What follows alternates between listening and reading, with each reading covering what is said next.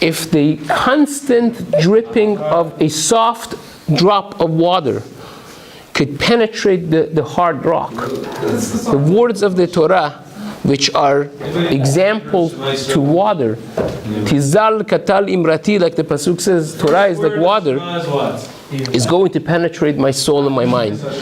I have to just try hard. Again, he took a simple life scenario that we would just totally ignore, and he made a life lesson out of it. This is the personality of Rabbi Akiva. Rabbi Akiva, summed up in one lesson, was a man that could turn anything in life to a positive experience. Anything that happened to him, he saw the full half of the cup, so to speak. He was able to turn everything to make sense out of it in a positive way. Much of us, we're not like that. We see a life situation. If it feels good, it's good. If it doesn't feel good, we ignore it, we reject it, we say, Achan vei to me that this is happening. Rabbi Akiva was able to see good in every given scenario in life. And that's his secret. I want to show you another story in the Gemara in Shabbat. The Gemara says, on page 127 in Masechet Shabbat, that there was a fellow that went to work for a rich man called Rabbi Eliezer ben Hyrcanus. Now, this Rabbi Eliezer ben Hyrcanus has his own story. He was a tremendous sage. He also started Torah at age 28.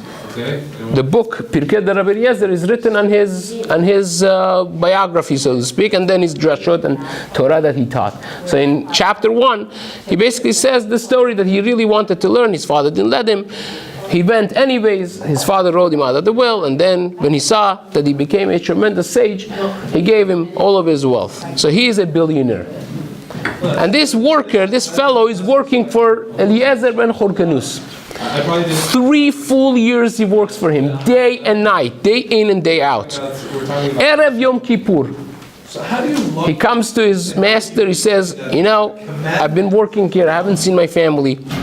Can you pay me my wages? I want to go. So he says to him, I apologize, I have no money. Right? Sounds familiar? I have no money. So he says, okay, fine. So maybe give me some produce and I'll cash it out somehow. He says, I'm really sorry, I don't have any produce to give you. He says, fine, no problem. Give me maybe some of your cattle. When it comes to love, no cattle. Give me some of your furniture. No furniture. He says, okay, so maybe you give me some of your lands. He's seeing all of this. He owns the whole town. He says, maybe you give me some land. I'll cash it out. It's Erev Yom Kippur. He says, negative. I don't have any land. So he says, okay. Turns back. He goes home empty-handed. Erev Yom Kippur, after 3 years, to his family, his kids, his wife, empty-handed. If you want to kill themselves, the people who are... Then says the Gemara, this fellow, the master, comes to him after Sukkot with donkey's load of food and feast, everything, aside from his pay. Pays him in full, makes a feast for him, and they eat, they drink together, they're happy. And then he says, tell me the truth. When I told you I have no money, what did you think? Right. He says, I thought you found a good deal. You're an investor, and you put all of your cash in the real estate, right? Bitcoins. Who says all of that? Why is he saying that? So he says, okay, fine. So when I told you that I have no produce, what did you think? So I thought to myself, perhaps you just harvested them and you haven't tied the produce properly. It's asur to use it before ma'aser, so you didn't have them available. And when I told you I have no flock, he said, I thought the same thing. Maybe you didn't give the ma'aser be'ema, or maybe you get... To expect more from yourself. an acrobatic, creative mind on each one and said, okay, so when I told you I have no land and you see I have all this land, what did you think then? He said, I told myself he probably was maktish everything he has to the Beit HaMikdash. He donated all of his money to Beit HaMikdash. Now what's the odd? What happens? The guy wants to take. What are the odds? So Rabbi Eliezer ben Horkanus tells him, he says, Chayecha, I swear to you, that's exactly what happened. My son Horkanus told me he's not interested to learn Torah. I told him I'm going to, the same exact thing in reverse happened to his son. What happened to himself, he said, I told him I'm going to be maktish all of my nechasim, all of what I have got to Beit HaMikdash, not giving you a penny. I was upset. And now I went and I was shoel on my neder, now I have money available. Because after 120 years. Okay, this is a wonderful story in the Gemara. There is a person could ask on his neder. If you made a neder and then you see you can't do it, it's hatarat nedarim. Basically, hatarat nedarim you could do it in different ways and on different occasions.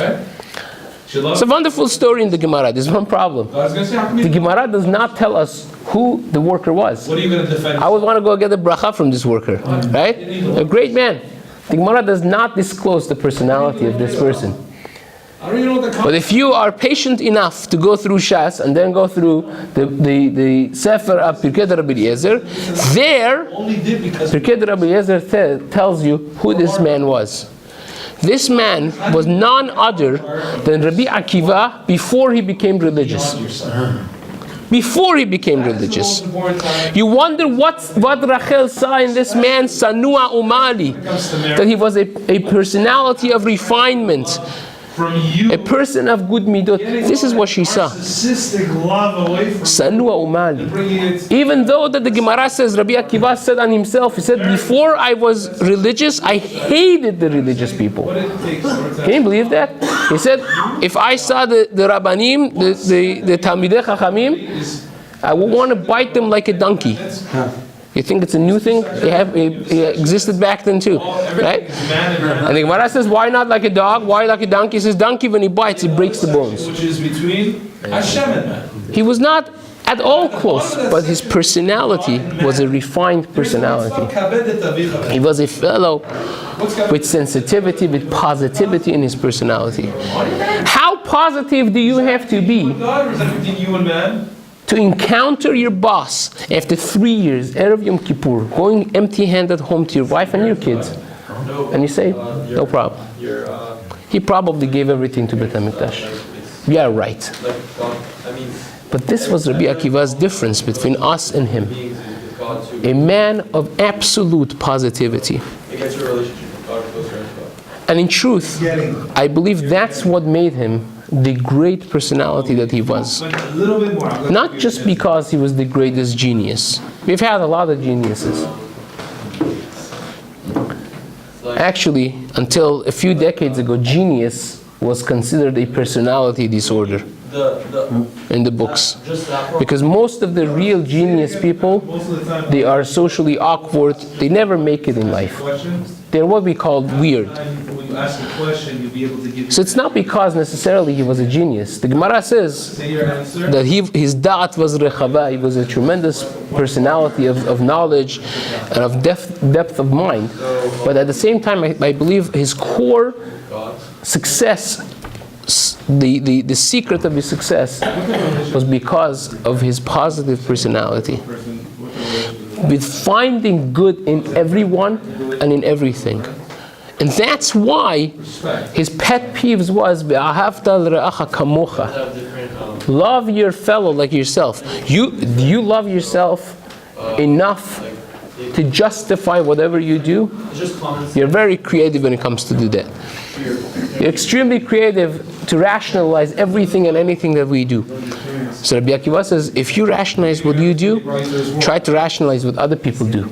Give them the benefit of the doubt. There's three partners to making a person. Be a positive person. The Father, the Mother, and God. And that's why when his students failed to be like him, Hashem said, you have a personality like your Rebbe, like your teacher, and you're not learning from him? That's a horrific thing. That's unforgivable. The step that we need in order to have respect. The Gemara says in Sanhedrin on page 31 that the destruction, the final Geula that we're going to Bezrat Hashem have soon, the downfall of Edom, was prophesied by a fellow called Ovadiah Hanavi. Now, Ovadiyahu is one of the books in Terei Asar, one of the 24 books of Tanakh. He was a convert. It only has one chapter. It only has one chapter in it.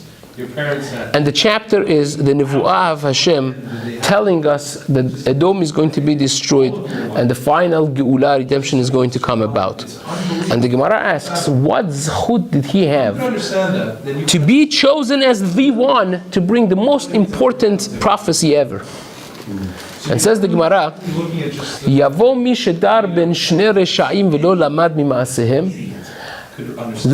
Let a person that lived with two Reshaim and did not learn from their wicked ways come and prophesize on Esav and Edom, who lived with Shnei Tzadikim, with two Tzadikim, and did not learn from them. He lived with his parents, Yitzchak and Rivka, and yet he rebelled and he chose his own way.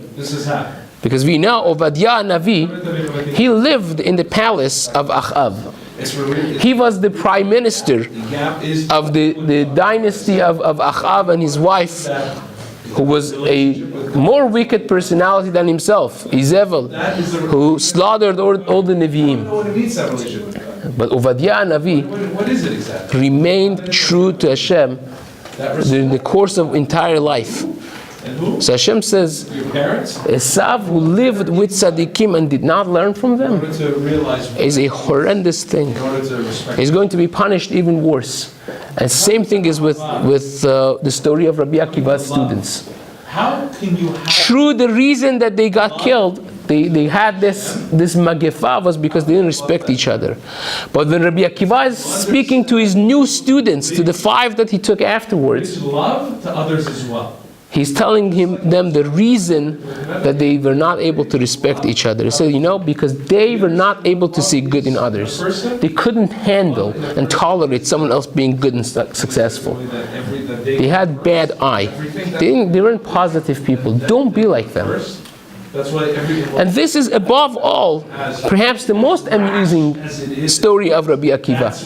Imagine to yourself a fellow that worked a lifetime to establish 24,000 disciples and students. Can you imagine such a thing?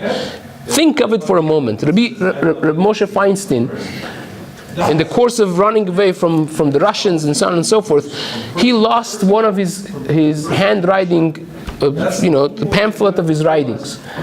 And every year of his life until the almost last days of his life, he fasted every year on that day that he lost his ktavim. So it's a tragedy. I wrote Chidushim and the Torah, and I lost them. The Reb Chaim Palaji, the Kaf Chaim Palaji in Izmir in Turkey, he was a prolific writer. We have many writings of him. But he had much more. He had a whole bookshelf of handwritten notes that he had. He had written a Mishnah Brura, and Orach Chaim, and all of the segments of Shulchan Aruch, and Yoreh De'ah, Even HaEzra, Choshen Mishpat, and many other books. He had a fire in his later years in his house. Everything burnt. Everything he had not published was lost. He was depressed. You can imagine. This was my whole life. This was my accomplishment, and it's gone. If there's one person in the history of the world that we would excuse him and forgive him for spending the rest of his life wasting the days in depression, would be Rabbi Akiva. He lost everything that he had built. You know what he did? In the midst of his students, his last ones of his students dying, he said, I'm going to start over again. He went, he didn't wait for people. He went to get 5 new students for himself. What day was that? First step to understand where you are. Lag BaOmer. We say about half. You want to really know what the reason is for Lag BaOmer's Simcha? It's the mark of Rabbi Akiva's optimism. But you have to understand where you stand. If you want to know what the Israelis have taught the world after 70 years, I think the biggest thing is optimism. Never give up. His students are perishing one after the other. He says, you know what? I've got to start all over again. Plan A didn't work. I'll go to Plan B. That's the greatness of Rabbi Akiva. Where there's nothingness there. And that's why it's not that it marked that his Talmidim ceased to die. They all died, like the Pri Chadash writes. But you know why they stopped to die? Because the new ones that he chose on Lag BaOmer did not die. He told them, don't be like them. Be a positive personality. They failed to learn from my personality, from my ishiyut. You don't fail. And the Pirkei Rabbi Yisraeli says, Miyad yatz'u mileu et kol eres Yisrael b'Torah. These 5 students, they immediately filled up the entire Eretz Yisrael with Torah. Because if you are positive, if you know the secret of seeing good in others and never giving up, because life is always good, then nothing could stop you. Rabbi Akiva is a story of failure. Not once, not twice, but many times. Failure after failure. And he never gave up. That's the greatness of Rabbi Akiva. And if you want to know why Rabbi Akiva was zocheh, that everything that we have is aliba de Rabbi Akiva, is based on his teachings, is because of his perseverance, his emunah to Hashem, that everything, kol de'avid rachmana letav, everything that Hashem does is for good, and to never give up. To find something good in every situation in life and to just push forward one occasion after the other until you succeed. I always say the difference between the people who are successful and people whose lives are a destruction and a failure is not what happens to them in their lives and how many times they fail. Everyone falls and everyone fails. The difference is the successful people are those who get right back up and they run again. And the failures are the ones who stay down there and say, you know, I tried and it didn't work out. Rabbi Akiva was the one that he never said, I've tried my best. He said, I could still do. Even when they were combing his flesh, he said, this is the opportunity of my life. I was waiting for this the whole lifetime. How can I miss on this? That's a positive personality. And if tomorrow night we want to celebrate with Rabbi Shimon Bar Yochai, the reason of it is because Rabbi Shimon was one of those 5 students that took the Torah of Rabbi Akiva not only in the surface level, but as the Gemara tells us in Masechet Chagiga on page 14, Rabbi Akiva was the only person out of all of them that they were nichnas lepardes. There were four of the leading sages, Rabbi Shimon ben Zuma, Rabbi Shimon ben Azai, and Elisha ben Avuya, and Rabbi Akiva. They all ascended to the higher levels of spirituality. All the other ones, one of them died, one of them became crazy, one of them became a heretic. The only one that was intact was Rabbi Akiva, learning all of the secrets of the Torah, passing it down to Rabbi Shimon Bar Yochai. Aside from what happened to Rabbi Shimon that the Gemara in Shabbat 33 mentions, but the source of it was his Rebbe, Rabbi Akiva. He was successful to see the positive, to delve in the Torah, even in the most difficult times of his life. I end with the example of Rabbi Shimon because we know Lag BaOmer as Rabbi Shimon's Yom Tov. The Gemara says in Masechet Shabbat 33 that 13 years Rabbi Shimon Bar Yochai stayed in a cave. And the Chavot Shabbat, he only had one pair of clothing. So the Chavot Shabbat, he would take it off and he dug himself a hole. He would go until his neck in the ground, not to ruin his clothing, and only wear them for Shabbat Kodesh. He learned with Eliyahu Navi for 13 years like this, until the Roman emperor who wanted him dead died, and the decree was nullified, so he could come back to town. And his father-in-law, Rabbi Pinchas ben Yair, took him for a bath. He saw all the cracks and bruises on his skin and his back. As he's bathing him, he's crying, his tears falling on these things, and he's burning. He says, what are you doing? He says, Oili shira'iticha bekach. Woe to me that I'm seeing you like this. Rabbi Shimon rejected that.